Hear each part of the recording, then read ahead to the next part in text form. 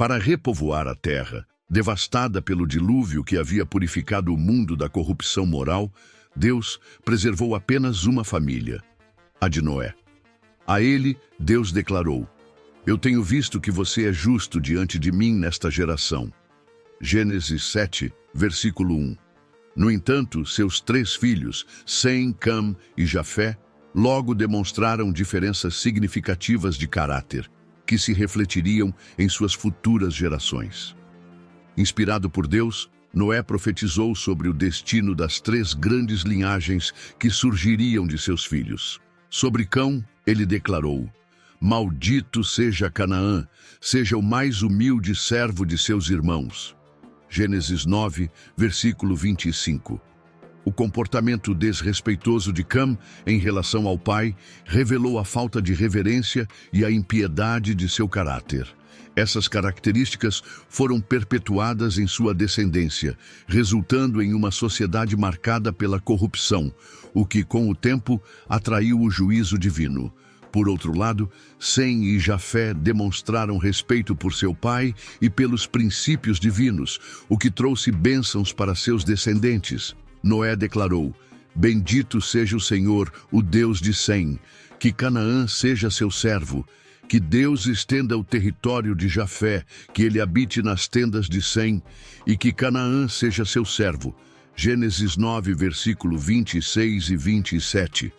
A linhagem de Sem seria a escolhida por Deus. Dela viriam Abraão, o povo de Israel e, por fim, o Redentor. Jafé, por sua vez, teria sua descendência beneficiada pelas bênçãos do Evangelho. Os descendentes de Canaã mergulharam em práticas pagãs degradantes.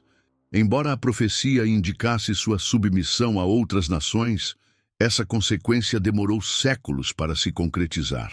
Deus, em sua paciência, suportou sua impiedade até que sua corrupção atingisse um limite irreversível, e então foram dominados pelos descendentes de Sem e Jafé. A profecia de Noé não foi uma imposição arbitrária de bênçãos e maldições, mas sim uma revelação das consequências naturais das escolhas e do caráter de cada um. Os filhos frequentemente herdam as tendências de seus pais, e suas ações acabam determinando o rumo de suas vidas e de suas futuras gerações. Assim, a irreverência de Cão trouxe sofrimento a seus descendentes, enquanto a fidelidade de Sem resultou em uma linhagem de homens santos. Como diz a Escritura, o Senhor conhece os dias dos íntegros, sua descendência será abençoada. Salmos 37, versículos 18 e 26. Por algum tempo, os descendentes de Noé permaneceram próximos ao local onde a arca repousou. No entanto, à medida que se multiplicavam, surgiram divisões. Aqueles que não queriam seguir os caminhos de Deus decidiram se afastar e migraram para a planície de Sinear, às margens do rio Eufrates. A beleza e a fertilidade da região os atraíram, e ali decidiram estabelecer uma grande cidade. Movidos pelo desejo de permanecer unidos e criar um império poderoso, resolveram construir uma torre imponente que se tornaria um símbolo de sua força e sabedoria. Esse projeto também tinha o propósito de protegê-los contra um possível novo dilúvio, já que muitos não acreditavam na promessa de Deus de que isso não voltaria a acontecer. Além disso, queriam alcançar as nuvens para entender a causa do dilúvio anterior. No entanto, o plano apenas alimentava seu orgulho e os afastava ainda mais de Deus. Quando a construção estava avançada, a obra foi interrompida de forma inesperada. Deus enviou anjos para confundir a linguagem dos trabalhadores, tornando impossível a comunicação entre eles. Isso gerou desentendimentos e caos, paralisando o projeto. Em meio à confusão, a unidade do grupo se desfez, resultando em conflitos. Como sinal do desagrado divino, relâmpagos atingiram a torre, derrubando sua parte superior. Foi então que os homens perceberam que havia um Deus que governa sobre tudo. Até aquele momento, todos falavam a mesma língua. Com a confusão gerada, aqueles que conseguiam se entender formaram grupos e se dispersaram por diferentes partes do mundo. O Senhor os espalhou dali sobre toda a terra. Gênesis 11, versículo 8. Assim, o próprio meio que os homens usaram para tentar impedir o cumprimento do plano divino acabou por concretizá-lo. Que grande perda sofreram aqueles que se opuseram a Deus. Seu propósito era que, ao espalharem-se pela terra para fundar nações, os homens levassem consigo o conhecimento de sua vontade, permitindo que a luz da verdade iluminasse as futuras gerações.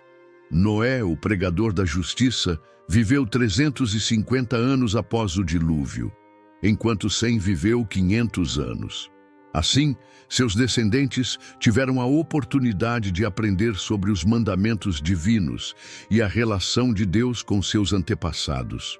No entanto, muitos recusaram-se a ouvir tais verdades, preferindo afastar-se do conhecimento de Deus.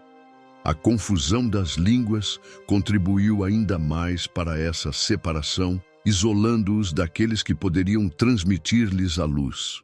Os construtores de Babel nutriram um espírito de murmuração contra Deus. Em vez de serem gratos por sua misericórdia para com Adão e pelo pacto gracioso feito com Noé, queixaram-se de sua severidade ao expulsar os primeiros humanos do Éden e ao destruir o mundo pelo dilúvio.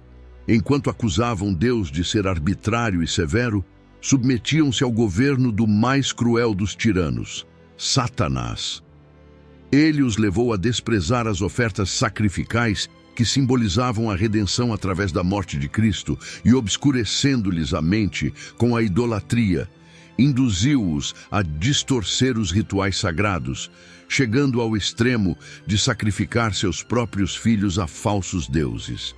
Assim, ao afastarem-se de Deus, os atributos divinos de justiça, pureza e amor foram substituídos pela opressão, violência e brutalidade.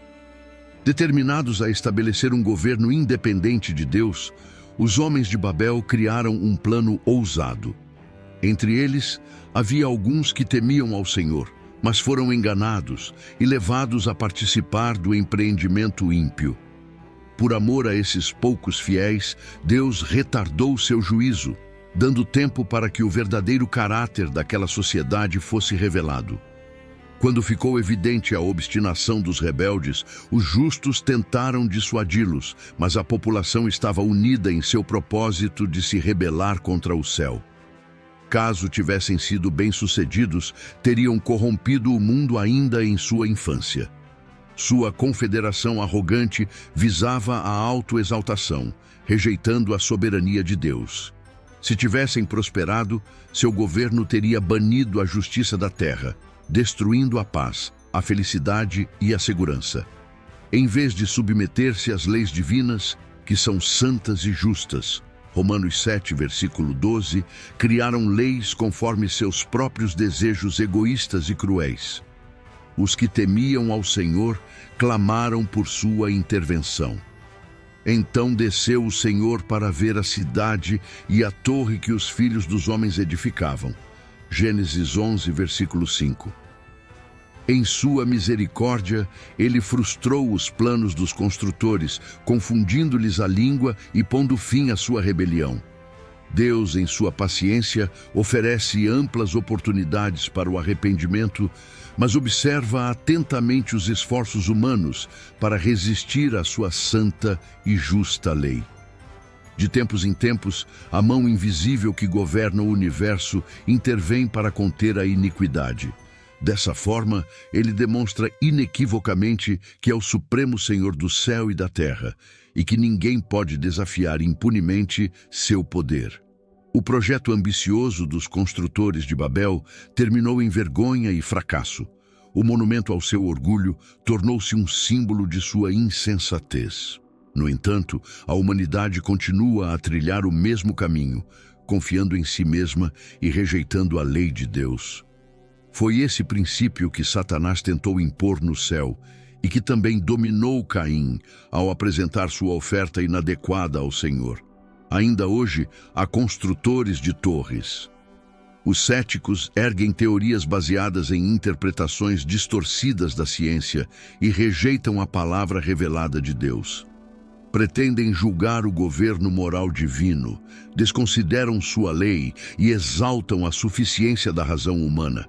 Assim, visto como se não executa logo o juízo sobre a má obra, por isso o coração dos filhos dos homens está inteiramente disposto para praticar o mal. Eclesiastes 8, versículo 11. No mundo cristão atual, muitos desviam-se dos claros ensinamentos bíblicos, fundamentando sua fé em especulações humanas e doutrinas agradáveis aos ouvidos. Apontam suas interpretações como o caminho para a salvação, enquanto ensinam que o transgressor não sofrerá as consequências de seu pecado e que a obediência à lei de Deus é desnecessária. Se os seguidores de Cristo aceitassem a norma divina, alcançariam a unidade.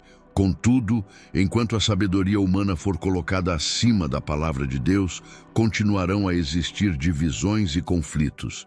Muitos buscam construir seu próprio céu, acumulando riquezas e poder. Tratam maliciosamente de opressão, falam arrogantemente, Salmos 73, versículo 8, pisoteando os direitos humanos e ignorando a autoridade divina. O ímpio pode prosperar por algum tempo, mas no final encontrará apenas decepção e ruína.